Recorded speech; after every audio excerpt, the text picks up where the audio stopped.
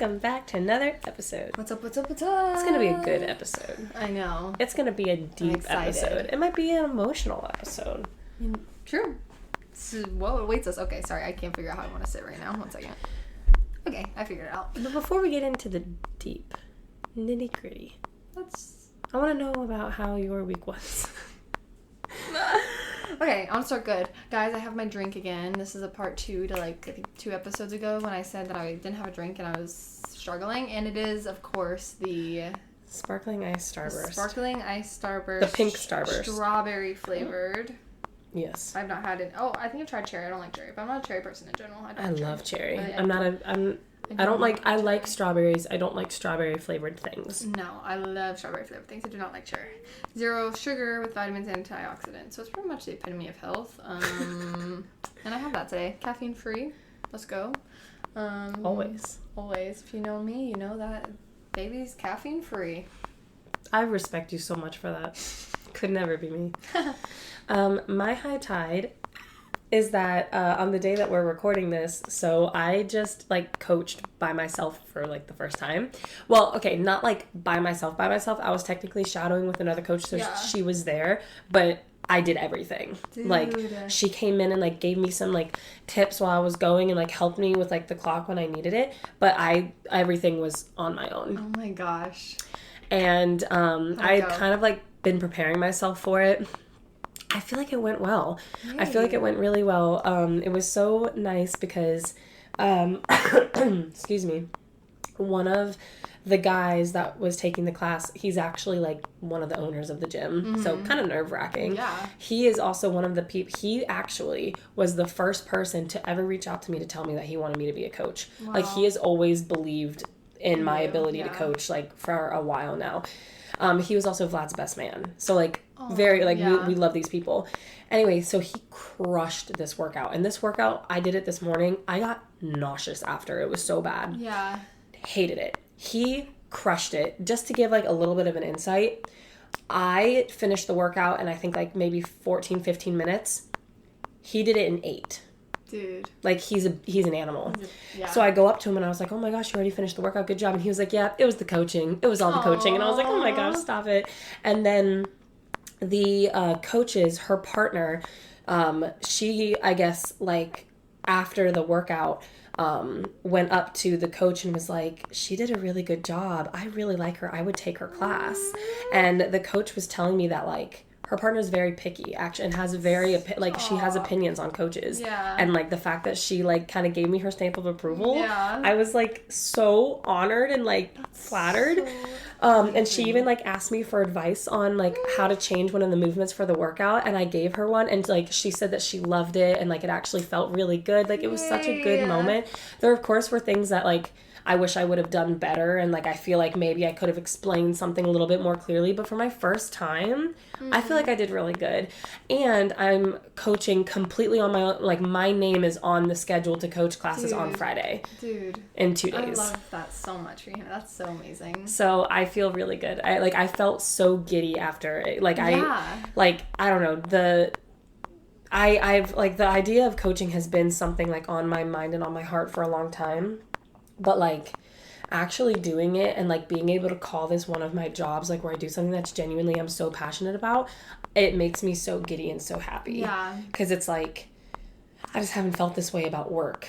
Yeah, you know? Right. And it's a really good feeling. And I feel don't get me wrong, I loved my years teaching and everything that it taught me, but I feel coaching is definitely more up my alley just because it combines what I'm passionate about with the teaching component. Right. I'm just so excited. That's so amazing. Dude, yeah, it was really good. I'm so excited for you.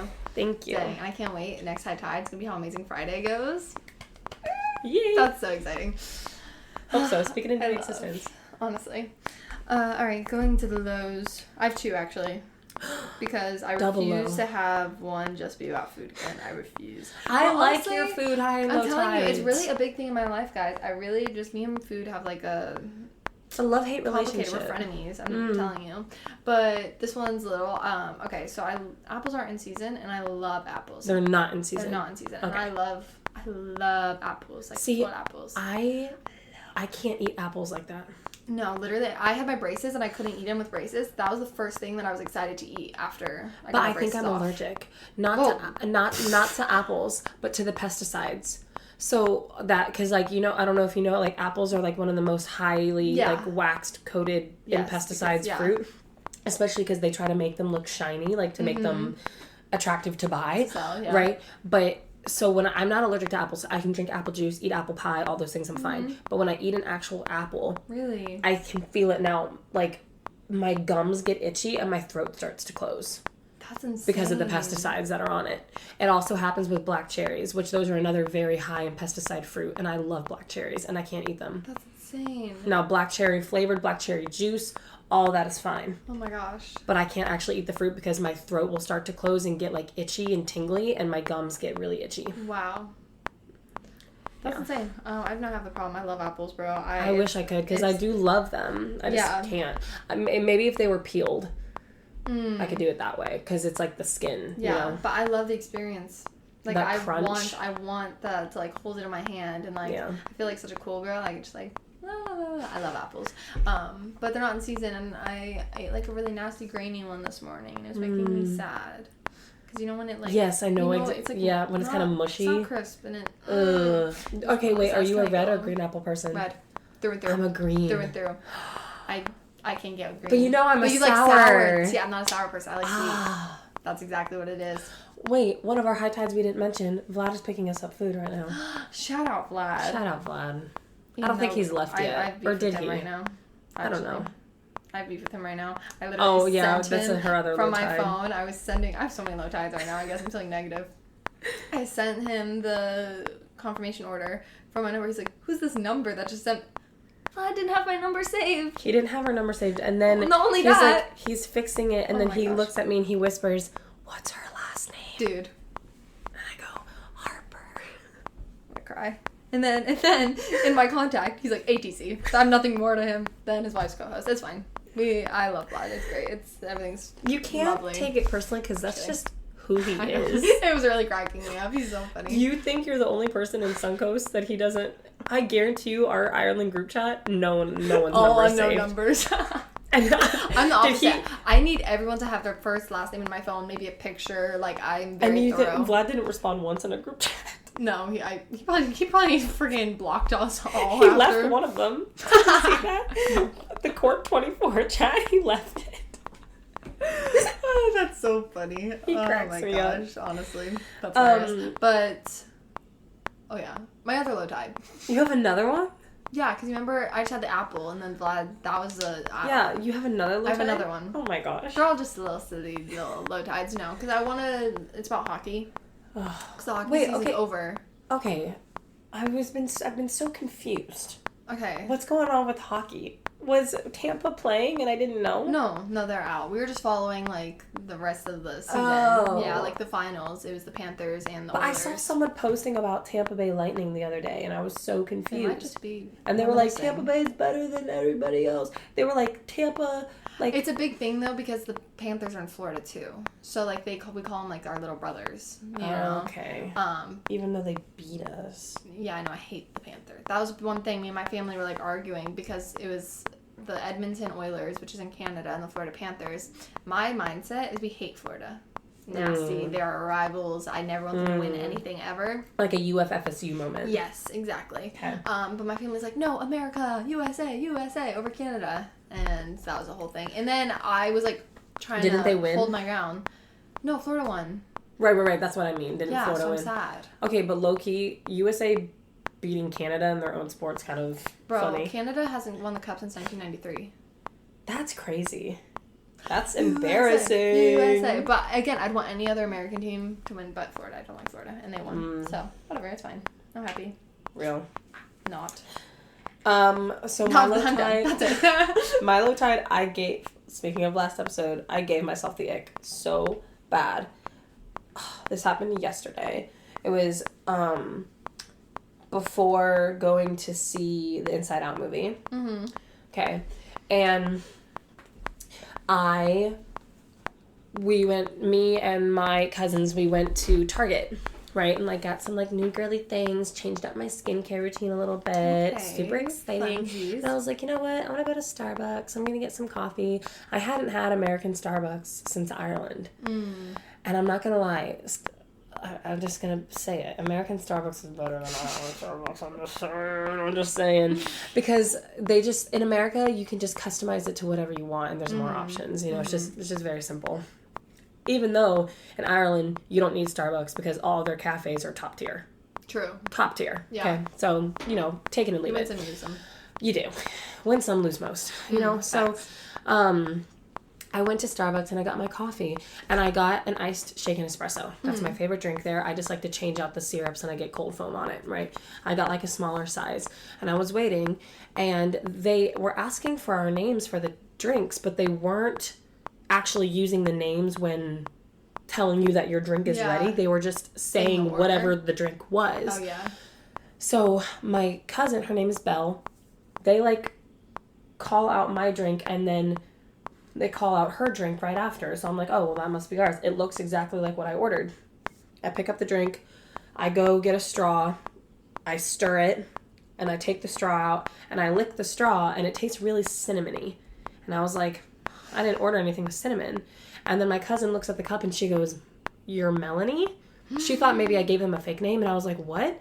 And I was like, oh my gosh, this isn't my drink. Now, thank God, I never drank it, right? I just put a straw and I stirred it for her. I put my mouth on the straw. I didn't put it on the cup, though. Yeah. And I was like, oh my gosh, like, who's Melanie? And this lady, she was really nice. She was like, oh, I'm Melanie. I was like, oh my goodness, I'm so sorry. I was like, we literally ordered the same thing. Because when they delivered it, they said, shaken espresso? Yeah. Like, they did, that's and me. it looks just like mine.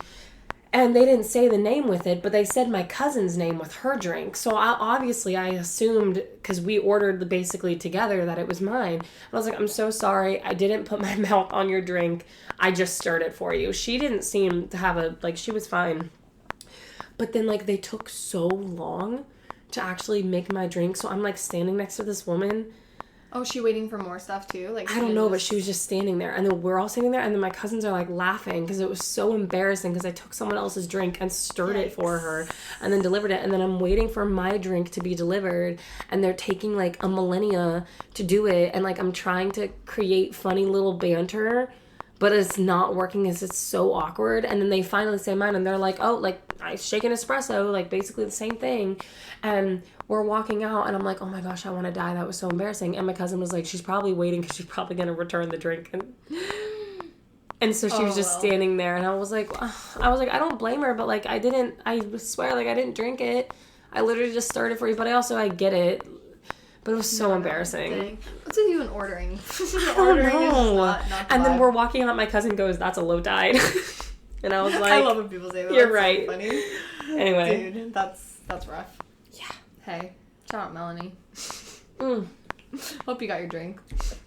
I'm sorry if you felt the need to reorder.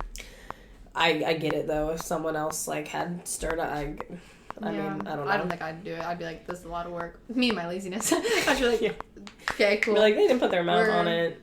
We're connected. I guess now. it depends on maybe drink. who is handing me my drink. That was true. If this was a creepy man, I'd be like, yeah, I'm you getting can a new have it. one. You can have it. You can have it. That's fair. But if I saw Hannah, I'd be like, oh, stop. I'll take it extra. If you took my drink, I'd be like, oh my gosh, stop it. I love. We'll share it, honestly. That's funny. Double straw. Double straw.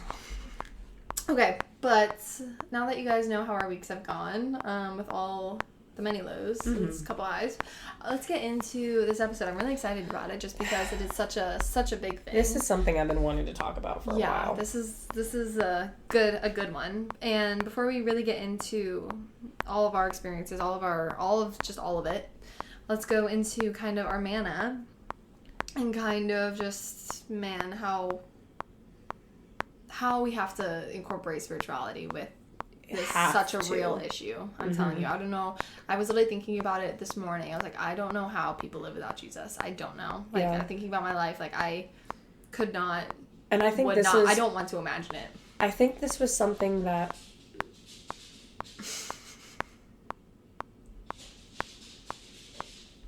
Oh my gosh! I feel like, guys, Mia. I feel like Milo is about to have an accident in the house. Low tide. I was literally like, what the heck is happening? Did he have an accident? He did. Oh no, why did he like scurry so much beforehand? Okay. I just have another low tide that just happened mid-episode. So Milo does this thing. We've been struggling with him in the potty training, and he was doing so confused. Why I was like, what are we listening to? He was doing so good. And then when we got back from Ireland, like, I swear, everything just went out the window. Oh, no. And he has this thing, like, when he has to use the bathroom, and he's in the house, like, he does it when he's outside, too. Like, he gets, like, the zoomies almost. Mm-hmm. And, like, gets, like, very, like, antsy before he uses the bathroom. Yeah. So that's how you know if you're inside and you start hearing his little nails on the floor and he's, like, running around. Yeah. It's because he has to use the bathroom. That's crazy. But we're in here recording, and it just happened. So. Love that for me. Low tide. I'm telling you. While we're recording. This is so It really fun. is. I was going to say before all that happened was that I believe we were talking about it in Ireland, how this issue that we're talking about of comparison in this episode, how we felt like it's something that is an ongoing battle for women basically your entire life. Not only for women, but I do feel like obviously we're coming from female perspectives, and I do feel like it might plague women more in comparison to men. However, I do want to touch on the fact that men struggle with it too at some point in this episode, because I do feel like they get left out in this conversation. For sure. Or feel like this isn't an issue that they're supposed to have because it's only ever catered towards women. Right. No, definitely. But it's definitely something that is an ongoing battle. For sure. Yeah. That you probably will have if you haven't dealt with it, which would be crazy. Yeah. Yeah. So I want to read verse of the day, which I love when it kind of lines up like that. Shout out YouVersion. I love they don't only have the verse of the day, but then they have like people explaining it, little videos, prayers, and stuff all under it. So good. I love the Bible app. It's so good. But so it's 2 Corinthians 4:18. So we fix our eyes not on what is seen, but on what is unseen. Since what is seen is temporary, but what is unseen is eternal. And when I've struggled with comparison, whether it's physical, just like personality-wise, life-wise, like whatever I'm comparing, something that the Holy Spirit has kind of revealed to me and something I've had to live by is like I have to stop thinking about myself. Honestly, like some of the things that have helped me most, especially when it comes to like looks and stuff, instead of like thinking about like, oh, they have this and I don't, they have, like, literally, like, I have to escape myself. I have to look on how I can serve others. I have to like look on how I could just like compliment others. I don't know what it is, like I have to get my eyes off myself. And I think that's just what kind of, like, it's similar to the verse where it's like, don't look at what is seen, because I'm not only not looking at myself, but I'm looking on like more of like the heavenly perspective, you know, like kingdom minds, like, okay, how can I live for others right now? And sometimes I think we don't realize in the long term how, and I want to make it very clear with any advice that I give in this episode, preaching to the choir. Like, I am preaching to myself through this. 1,000%, yeah. So don't take it as like, oh, I've overcome this issue. Literally not at all. Again, everyone struggles with comparison and they struggle with it in different manners and facets. But when we don't realize how minuscule the physical is, and when I say physical, I mean like things of this world, things that we can see with our eyes, how much it's not going to matter in the long run. And it's hard because it matters right now to us, and we can only focus on right now, and it's hard to think like that. But I think that's what I mean with just like trying to almost keep your eyes on Jesus. You know, it seems like, how would that even help in this situation? But it's the whole idea of like, when you think about Jesus, you think about like why you're here, or how far you've come, you know, purpose. Like your purpose, and would your purpose change if, you know, you looked a different way? If you know what I'm saying? Like, you have to kind of think about it, which is so much easier said than done. So much easier, because, again, we do get caught up in, like, the small things. But what are we doing? And I love what Viet said when we were in Ireland, and he said it before, but it's like, what are you called to? You know, like, you could easily be like, oh, but them and their family that girl has this man, whatever. But it's like, are you called to the family that you're in? You're called to look the way you look. You're called to it. And if you think about it as more of like an opportunity, like, oh wait, this is just mine, you know? Like I get to work with these people. I get to love these people in the way that only I can. And I love when he's even like, there are men that are better husbands than I am, but none of them have been called to be the husband to Ruth. And I think of that for myself. Like, there are women that do the job of being a wife better than I do right now, but no one else is being called to be Vlad's wife. That's my job. That's my role that I get to have. And I love that thought perspective change with that. It does, I think, put things in perspective in a really healthy way. Yeah, like just looking at the bigger picture. I think, too, neither one of us are parents, but I, can sympathize that I feel like with parents, it's very easy to compare how you are as a parent to someone else. Like, oh, she's such a better mom than I am. He's such a better dad than I am. They are so much better with, their parenting skills, whatever, but no one else has called you to be the parent of your child besides you. So maybe there are better parents out there, right? There's always someone better. There's always someone that does the job better, but no one else has been called to be in the position that you are in except for you. Right. Yeah, and you have to kind of think, like, what is the benefit of looking at, like, oh, how much better they are, unless it is, like, to grow. But I think it can be easy to fall into, like, oh, I have to do this, this, and this. And you almost, like, excuse it as, like, oh, I'm just trying to get better, or I'm just trying to learn, because I've done that. Like, oh, but I want to be better, so why is it a problem if I look at, like, how much farther they are? But you have to think about also, like, what they've been through, like, their experiences, like, their walk, how much, there's so much people do in private that is, like, conveyed publicly, and we just see the public, and we're like, oh, you see the highlight reel. Exactly. And I think that is so important too. Again, just really think about what the meaning, of your purpose is here. And if it is to grow, I think it wouldn't be very healthy to just base your growth off of others, Right. What is God calling you to? Always just resort back to the Lord. And then when you think about God, his heart is always people. Yeah. So I think it all just kind of correlates. What I mean, like, keep your eyes off yourself. If you're looking to God, his heart, and you're praying, and that your heart is aligned with his, that's immediately going to resort to people and how you can serve people. And then when you're so caught up in just loving others, it's like, I'm literally just a vessel, Yeah. It's just kind of, because I feel like, I don't remember who said this recently. I think it was Monet.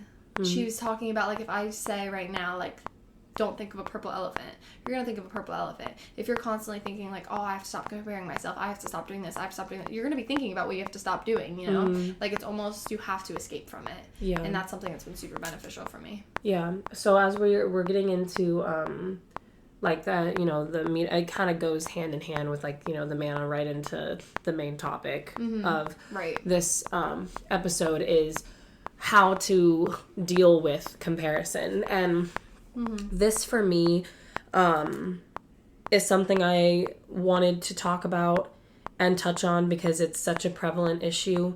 And it's also a very I'm trying to think of the word. It's a very flexible issue. Comparison can show up in so many different walks of life in ways that I don't struggle with, and in other ways that I definitely do. And I will say that dealing with comparison is one of my biggest weaknesses for me as a person. Everybody has their weaknesses. Everyone has the cards that they have been dealt with, and I have severe comparison issues. Like, I'll just be very brutally honest, because I feel like if I don't talk about it in a way that it can help others, and I don't see the point. Right. So I just want to be really honest about that. And I want to start off by kind of explaining what comparison issues are, the heart of what they are, to understand why we do these things. So, obviously, comparison, you're comparing, right? When you are a kid and you're in school, you start to learn to compare and contrast, right? So comparison issues a lot of the times become really contrasting issues, because when you're comparing something, you're finding things that are alike, things that they have in common. Now, you might do that and it can turn unhealthy to say, oh, we have this in common, but they do it better, right? Or you start to contrast and you start to see what are the things that are different. Right. So when we're comparing and contrasting, we have to be aware that we do both, right? So when you're looking at someone and you're thinking, what do they have that I don't? And that applies to just about any area of life. It can apply to talent, to skills. It can apply to opportunities. Right. It can apply to money. It can apply to the jobs that people have. It can apply to how they look. It can apply to how they sound. Yeah. It can apply to their people skills, how many friends they have, the clothes that they have, the clothes that they wear, how they wear their clothes, their confidence. It can apply to sports and like people's athletic abilities. Anything that another person has. Whether it's a character trait or a physical object, you are able to do these things. And you are able to compare and contrast. What do we have that's similar and what do we have that's different? Right. The problem is not seeing what you have in common and seeing what you have that's not the same. The problem is then when you start to feel shame about those things. Yeah. Right? Because noticing differences is not a bad thing.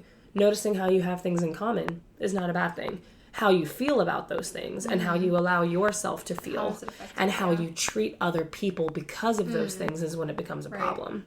Right? So if I were to look at Mia, right, and I were to look at the talents that she has, the beauty that she has, the amazing character traits and skills that she has, well, that's awesome. Then I can use it as an opportunity to hype you up, to encourage you, to point out, hey, you're doing a really good job. Hey, you are so good at this. Did you know that? Right. If I start to be like, man, she does that, but I don't. Right. I'm not as good as that. I start to shame myself. And then what happens is that not only do we start to develop a negative view of ourselves, but what in my opinion, one of the most dangerous things that comes from comparing and contrasting to other people, and when you start to allow it to become unhealthy, is you develop bitterness. Yeah. And you develop resentment. Yeah. Right? Because, you know, and I say this as a girl because girls are mean, right? Especially in like middle school, high school, class come out. And you know, you learn as a girl that majority of the time, if there is a girl and she is mean to you, it's because she's jealous of you. I was taught that. I was told that all the time. If a girl is, especially if they're mean to you for no reason, you don't even know them, and they're just mean to you off the bat, they're insecure. They're jealous. They're comparing, right? And it's so bad that is how we naturally gravitate because it develops resentment and bitterness towards people.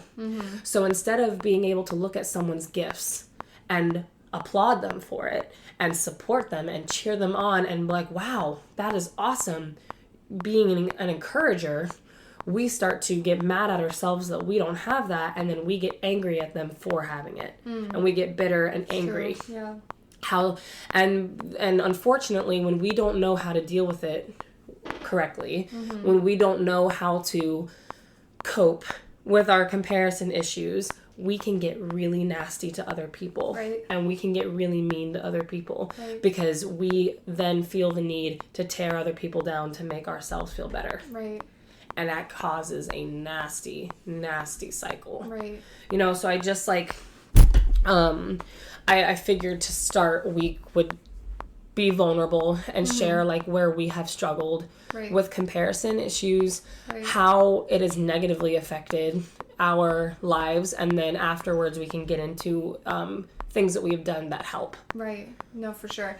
And not even going into like the real nitty gritty of like my issues with comparison. I think when you're talking about the whole idea of like how you react to it, something that I've constantly had, like, it's been a result of comparison, I guess, and just like insecurities in general. Maybe it's because I'm a 4, I don't know, but real. No, but it's the whole idea because like if someone has something that I don't, okay, I'm trying to think about how to word this because it's the whole idea of like I have to remember that someone's success or someone's possession, someone's looks, whatever it is, doesn't take away from my own. Yes. That's what I really struggle with because it's almost like, okay, well, like I have to have my own thing, I guess I would say. Like, I have to be my own person, and if I think that someone has everything, like, they're just gonna look at them first. I don't even know what the heck I'm saying right now, but it's I know what you're talking about. Yeah, like, I need, I guess, my own enough validation to be okay with someone having something else or having their own thing. Like, I need to be okay first. Yes. And if I'm not, and then that's when, if someone is, whatever the comparison aspect is doing better than, or what I would define better than how I am, that's when I fall into place. Like, okay, I have to, which is actually horrible, and I think a lot of people do when you're talking about, like, that resentment and that bitterness that comes out, but, like, you almost have to, like, I have to bring people down so I can be built up, you know? Which is really hard to kind of navigate with that whole, like, oh my gosh, I want to hype them up, like, literally them being the most perfect person ever, like, that's not taking away from me, and it's really, I found it really hard to come to terms, and I would say if I had to, like, find an umbrella over all of comparison, it's like, how can I live life without it, you know, I guess, how can I live life without them, like, anything being taken from me because of them? Right. Like, nothing's being taken. Like, it's just kind of like we're both growing, but I'm like, no, if they're good, I'm shrinking. Yeah. But, again, it's just been kind of that whole idea of where do I find what gives me contentment, you know? So that's why I was even talking before we started recording, like, my whole... I can't really talk about comparison without bringing in the spiritual aspect. Obviously, not in a way where I'm comparing like a spiritual walk, which I have done many times, but it's the more I have to bring in spirituality, because if I didn't have that foundation of where, like, literally my purpose here on earth, and if I'm not focused on that, like when I was talking about, like, with the manna earlier, like, I don't know where I'd be. Like, I'd literally crumble if I didn't have that. You know what I'm saying? Like, when I say I need that validation first before being able to be okay to hype someone else, like, I have to learn, and what I have learned is that validation can't come from literally anyone. It can't. It can't. Or it doesn't matter if you're married. It doesn't matter who you are. And it's so hard because that's what you see. You know, that's what you crave. That's what you're surrounded by. You want that validation, but I have learned, like, I can't even, like, I have to check myself. Even if it is, like, oh, wait, that's nice from them. Like, I want to live up to that. No, I have to, like, nip it in the bud immediately. Like, okay, wait, who am I? And it is not found in them. It's not... Like, I don't even think, like, I've died to myself, you know? Like, I have to picture it as, like, oh, it's because Jesus did call me to the life that I am in. He, you know, knew me before. I think it's crazy to think, like, before I even was a thought in anyone's mind here on earth, you know? Like, being knitted in your mother's womb. Like, I have to remember, like, that's what's giving me the hope, and that's what's giving me the confidence to not bring other people down so I can be brought up. Yeah. And that's a huge thing, and something that, again, like when we were saying, like, preaching to myself, like, it's a constant reminder, like, what are you doing? Like, chill, you know?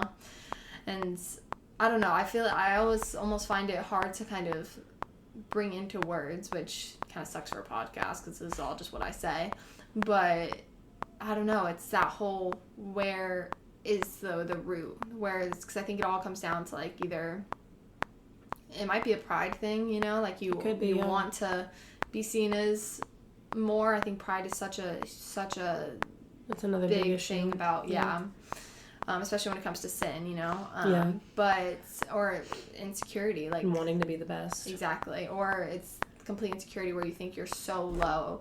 And I think when we talked about it in the Right After Ireland episode, if you are always at a high, you have to kind of stay almost content with yourself as well. You know, if you're always like, oh, what was me, if you're always at the low point, that's going to be a real struggle. And if you always think you're better than everyone else, that's going to be a real struggle. Like, you have to escape yourself and what our flesh wants. Yeah. So. But where do you feel like with comparison, what are the areas that you feel you have struggled the most in? I would say, I mean, I don't know. I think it's kind of... I feel like my comparison issues have always not been, like, the particular... Like, when it comes to comparison, it's very much been personality-wise. And interesting. And I think that's very rare when it does come to girls. Because obviously I've compared looks so much so. Yeah, But I don't know anybody that doesn't, to literally, be honest. like, that's insane. Some people are not bothered by it, but it's hard not to right notice the differences. right, or just like, well, you know, Yeah. think twice. But mine has very much been personality wise, and I think maybe it is because when I was growing up, I was very, very quiet, very reserved. That's just who I was. I didn't talk to anyone, so I was limited to my parents, so I almost found my comfort in that growing up. And I've even, when I was opening up more, I didn't have a built personality per se, and if I did, it was constantly being compared to others because I didn't have that before, so I just would observe. You know, obviously not that I didn't have personality, but I just lived life completely. Which is interesting because the others. person that I know you as now, you have such a big personality, and I love it. I'm telling you, if anyone ever calls me outgoing, You're social so butterfly, outgoing. Yes. extrovert, that blows my mind because I don't think I could ever convey enough how little, like, how that was not me. Like, but that's so funny because it's like every time that you share your testimony, I'm reminded of that because when you talk about being that, like, shy girl that, like, felt so minuscule, you know, and all those things, like, to think of how I know you now, it blows my mind because you were the most outgoing, like, kind, like, you're like everybody's best friend. Like, it's just, and you can connect with people so quickly. It's mind-blowing. Like, and that's just a testimony to God's work in your life. I'm telling you. All of it. All of it. But, so I think growing up, I was just very much an observer. And so I would pick up, like, oh, what do people like about that person, personality-wise? And I was just very much wanting to build my own, which is kind of crazy to think, but that's where a lot of my comparison issues, you know, were back then. And it kind of has evolved into now, obviously, because I almost want that. And I think I love the growth, but it's almost like I have to continue that, you know? Like, I almost have that fear of never wanting to get back to the place that I was at. So I'm constantly wanting to bring people new things. I'm constantly like, oh, wait, I want to be so far from where I was, and that I'm constantly trying to pull new things. You know, I never want to get comfortable in my personality, I guess. Well, you should be comfortable in who you are. Oh, stop it. Because you're awesome. But thanks. But that's definitely been, when I think of comparison, that's a huge thing. It's just how, especially when it comes to, like, humor and stuff, you know? Like, oh, they laughed at that. I gotta pick up that humor. I struggle with that. Like, what do they like about that person? What do they like about what they say? Yeah. I want that. I need that. I think for me with the personality, it's not so much what do they like about that person, but, like, I will notice, like, okay, I'll expose myself, even, like, with the Ireland trip, it was weird at first because I felt a little out of place with my age, right? Because the only other person that was my age was Vlad, right? And Monet's a little bit older, but I'm still a few years older than her. And everybody else was in their teens, you know, teenagers for the most part. And, like, I felt one of those moments, like, listening to people talk, I'm like, I'm not hip. Like, the terminology, like, the humor, like, and it's not that I'm not on TikTok, but obviously side of TikTok. Our algorithms are different, right? And it's just, I'm just thinking of, like, the Skibidi Toilet Sigma Riz. I still don't, Skibidi, I don't get that one, and I don't find it funny, so I never used it, right? The Skibidi. But, like, I don't get it, but, like, all these jokes, I would just, like, listen, and I'm like, oh my, I'm not cool, like, I don't, and I wanted to fit in with you guys so bad, and, like, how funny it is, so I'm, like, big back, like, starting to say Riz, all of these things, I'm like, I need to say them so that I can be as funny as they are. Right. Because I just, like, I'm not with my own age group. Right. Like, it's just crazy. Right. And I'm like, and it's not even, like, I'm not someone that's not on social media. Like, I am, and I still feel behind. Now I know how, like, adults feel. I'm like, oh.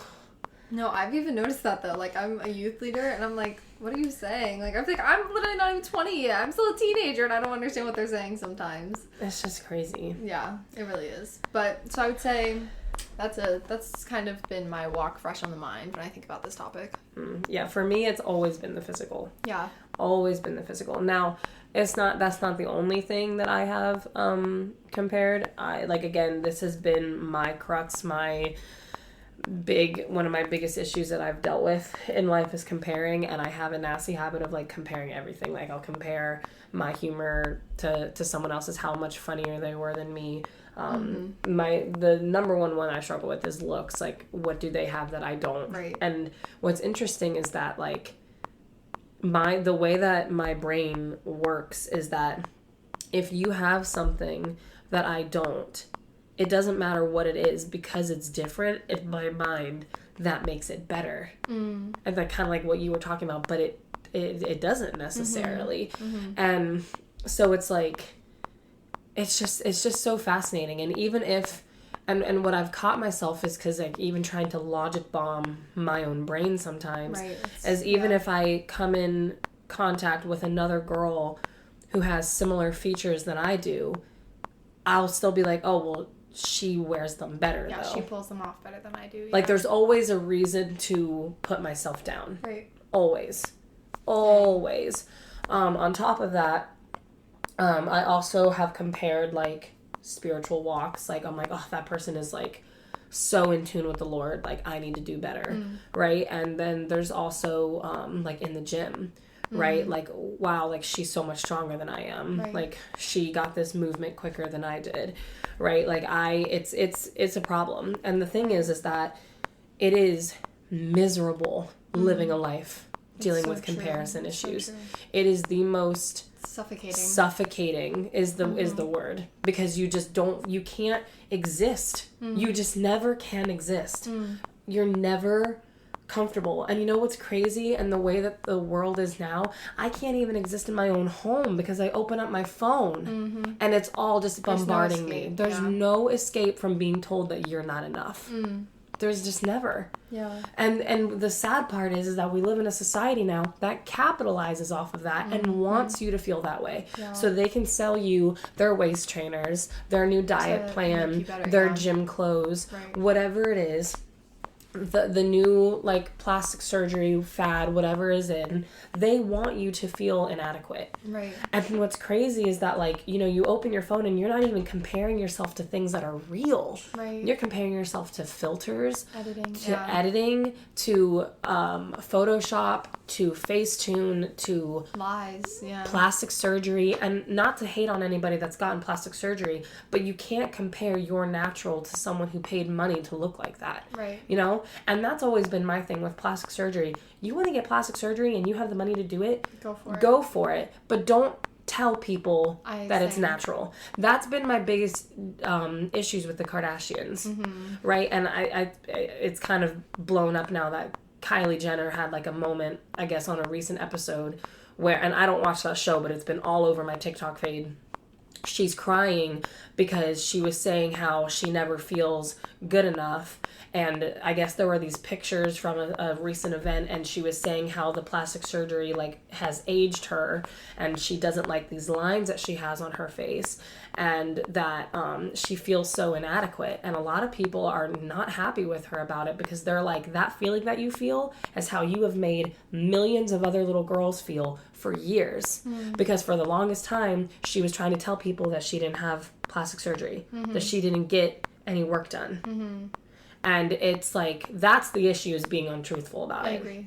Right? It's not the fact that no one cares that you get plastic surgery. You want to do whatever you want to your face or your body. That's your... But be open about it, But be open about it. Right. Especially when you have young girls that are looking up to you. And, you know, instead of wearing a waist trainer and telling people that you look like that because of a workout, versus no, you look like that because of surgery. Like, you know, and setting unrealistic standards. And, you know, there are people that do that where they're like, oh my gosh, like, my skin looks so great right now. They have a beauty filter on. Your skin doesn't actually look like that. I use filters. That's fine. But don't tell people that you don't have a filter on. You know what I mean? That's it's being truthful and open about it, is where I get really heated with it. Because even in my own home, when I'm just relaxing in my own home, you open up your phone and there's so many reasons. You turn on the TV and you have everything to compare yourself to and to make you feel inadequate. And they want you to feel that way so that they can make money off of you. So you feel pressured to buy whatever product it is that they're selling. And every couple of years, there's some new fad, especially within, I'm passionate about this because in the workout realm, it's very, you know, prominent, where You know, one year it's the waist trainers.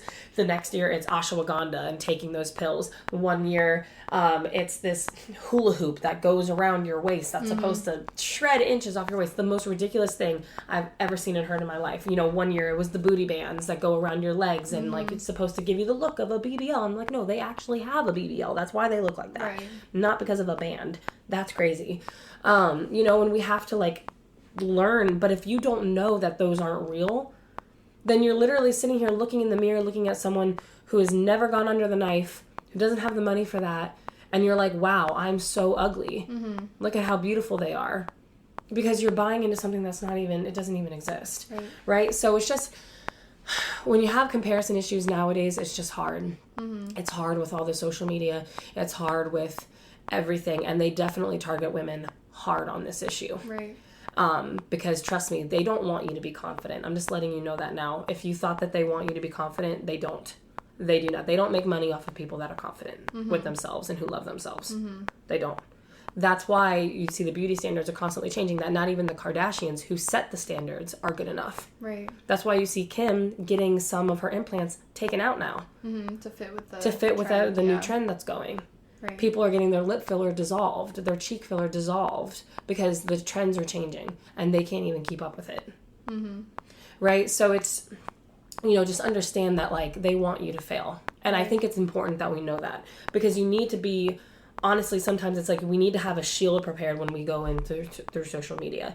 And I've had to take the time to really, there are times, you know, especially on TikTok with a For You page where you can't really control it, but on Instagram, you can control who you follow.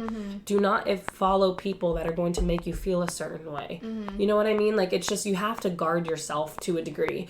You know, and if you, I've had to learn, like, if I see a girl and I'm like, I know I'm immediately going to start comparing, I swipe, get it out, like, get it away. You know, don't fester and sit on it. Good. Yeah. So these are, for me, these are the things that have helped me the most. I want to preface, I still heavily struggle with this. And to be more honest, I don't know if there will come a day when I don't. Not to say that God doesn't deliver people from issues, because he does. But there are also battles where you are just going to be fighting that battle every day. And I've accepted that. You know, I just need to learn how to have good coping skills. And there are battles, and people have battles like that every day, and it can look different, where you need to take up that cross every single day. I have to give this battle to God, or have him fight it for me, you know, every single day. Right. And the best thing that you can do, instead of allowing that to make you feel defeated, is to learn how to cope. Right? Because maybe the issue itself will never go away. Maybe you're going to have to fight that battle every single day, but we can learn how to fight properly. And before you go into battle, you need to make sure that you are equipped and prepared. Right? So, of course, there are having certain mantras and quotes to say to yourself. You know, and those can be different. One that has really helped me, kind of very similar to what you were saying earlier, was another woman's beauty does not make me less beautiful. It means that there's more beauty now in the room. Right? I sometimes I have to repeat that stuff to me, because we've been so conditioned as women that if we see another woman that is beautiful, we're immediately like, it takes away from my beauty. But you didn't change. You still look the same. Right? Now there's just more beauty in the room. And I think we have to get down to the root of, like, us women, we're just competitive creatures. It's true. Right? And I think, like, on a biological level, there's a reason for that, right? Because way back when we were living in tribes, you had to fight for the best mate. You had to fight for it. But we don't necessarily live like that now, right? So it's like, when another woman that's beautiful comes into the room, I want to be able to be like, wow, she's beautiful. God did well. Love that for her. Go girly. Instead of immediately feeling like I'm shrunken down. Because I'm not. I'm still the same me that there was, and I'm beautiful too. So now there's just more of it to go in the room. And it's the same thing that applies to men. If a better looking man walks into the room, and also better is subjective. I want to say that. So true. Better is so subjective. Okay, but you know, and there are, like, biological, you know, things that can equate to more higher levels of attraction or beauty, but beauty has always been in the eye of the beholder. It's so true. And it's funny because me and Maddie talk about this all the time, like, you know, in terms of like a celebrity crush or something. Some of these celebrities that she finds attractive, I'm like, girl, you are crazy. Yeah. Like, I just don't find them attractive, and she thinks I'm crazy for it. But it's like, so beauty is very, both ways, yeah. so subjective. So it's like, if from your perspective, if a better looking man walks in, understand that, number one, not everybody else shares the same opinion that you do. So true. They don't share the same perspective that you do. So understand that it is subjective. And again, that better looking man, now there's just two good looking men in the room. What a room. What a room. What a room, you know? Lucky them. Like, for being in your presence, yeah. You know, so that has also helped me. Yeah. In terms of any of my people in the gym, this goes for men and for women. What has really helped me, number one, is finding a sport like CrossFit. Bodybuilding, this is why I find it so hurtful, is because it's completely focused on how you look. So there's no way you're going to escape comparison issues in a sport like that. But why I love a sport like CrossFit, and you can still go to a gym and do bodybuilding things without, again, I'm talking about the sport of it, right? The competitive aspect. For me, I love CrossFit because there's no mirrors in there. Okay, so I'm not thinking about how I look, which is awesome. But also focus on the numbers when you're in the gym, and not on anybody else's, on yours, right? So instead of looking in the mirror after a workout and being upset with how you look, pay attention to, okay, but I just went up by 5 pounds on my deadlift. Okay, but I wasn't able to Shifting your perspective, I wasn't able to do 3 pull-ups before, and I did 3 pull-ups today, right? Like, focusing on the tangible, like the numbers, very logical and methodical about it, instead of focusing on what my body looks like, focusing on what my body can do, and being appreciative of that, right? And, you know, when it comes to, I think, comparing, at least again in the gym, it's such a, like, just logic bomb yourself, right? For example, if you were to come into the gym and start doing CrossFit with me, if you were to compare yourself level-wise to CrossFit to me, you're, like, that's not a fair comparison. Right? Not because I'm so much better than you, because I've had more time. That's what I was saying with, like, any aspect. Like, if you're comparing someone, like, where they're at in life. Right. Like, you don't know where they've been. You don't know what they've worked for to get there. Exactly. Yeah. You know, and it goes to anything. Like, if, you know, me starting out as a new coach, if I compare myself to the head coach, like, who's been doing this for years, I am setting myself up for failure. Yeah. And it's not because they are just better than me, it's because they've had time to work on their craft. It's right? True. So when you are like a new person to anything, don't compare your chapter 1 to someone's chapter 40. Okay? Not only are you in different chapters, but you're in 2 different books that are written in different languages. Yeah. And taking in someone's background is huge too. Like, for me, I'll compare myself to another girl in the gym who's been working out for around the same amount of time as me. And I'm like, oh, she's gotten so much stronger than me. I don't understand it. But I have to look at, when I started CrossFit, look how far I've come. Right. I couldn't do a single thing. Yeah. Not a thing. I had 0 muscle ability on me when I started CrossFit to where I am now. So I'm comparing myself to someone that did college sports, that had a good foundation of strong fitness and health before they even started CrossFit. Of course they're going to have a leg up in the sport than I am. I started from ground zero. Yeah. You know, and so it's just, sometimes you have to logic bomb yourself. You really do. So good. I think just shifting your focus is so important. Like, what are you focusing on? Are you just focusing on what you lack? Are you focusing on what, you know, the downs of it? Or you can focus on, like, how much, you know, the good stuff of it, how much you have grown, how much whatever, how lucky you are to know such amazing people, you know, like, you're just, it's constantly shifting your perspective. Shifting your perspective to one of gratitude, of where you've been to where you started. That's biblical too, and even, like, with the gym, or let's say with your job, if you're comparing yourself to someone else, how about being grateful that you have that job? Being grateful that your body can move, right? Being grateful for all these things. When you have an attitude of gratitude, it changes things. Yeah, it gratitude really does. And, like, those like, they can't exist at the same time. You can't think of both of them at the same time. Exactly. So you have to replace them. It's a constant cycle. And my therapist has taught me this, that, like, people think that they can multitask. You really can't. Your brain can actually only focus on one thing at a time, right? So if you are forcing, even if it's just for a millisecond, if you're forcing yourself to be grateful for something, you cannot focus on anything else. Yeah, that's good. It might go away really quickly after, But like, you know, that's what I'm saying is that it's a practice. It's literally like a discipline. rewiring I think your people brain. can just like, oh, I wasn't born confident. Like, You can work on confidence. Yeah, like it's a something you have to work at. Some people have to work on it more than others. Mm-hmm. But that's with anything in life, you know. Yeah. You just have to kind of. What has anything helped you specifically?